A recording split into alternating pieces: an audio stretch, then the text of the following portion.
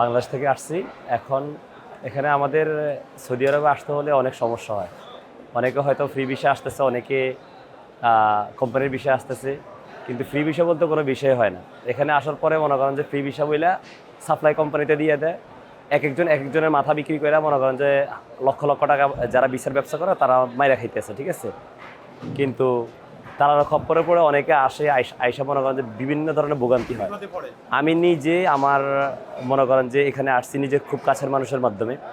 আসার পরে আমি ২ বছর পরে দীর্ঘ কয়েকদিন আগে আমি নিজে নতুন কফলা হয়েছি। হ্যাঁ, নতুন কফলা হওয়ার পরে এখন আলহামদুলিল্লাহ এখন মোটামুটি আমি ভালো আছি। তারপরে মনের ভিতরে কিছুটা ভয় আছে।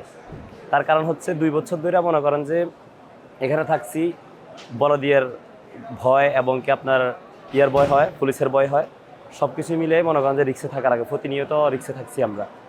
এখন মনে করেন যে ফ্রি ভিসা বলতে আমরা আসার পরে ফ্রি ভিসা যেটা আসছি, এটা আসলে মূলত কোনো ফ্রি ভিসা হয় না। সৌদি আরব বলেন, আমাদের দুবাই বলেন, কাতার বলেন, আমি ওমানও ছিলাম, ফ্রি ভিসা বলতে কোনো বিষয় হয় না।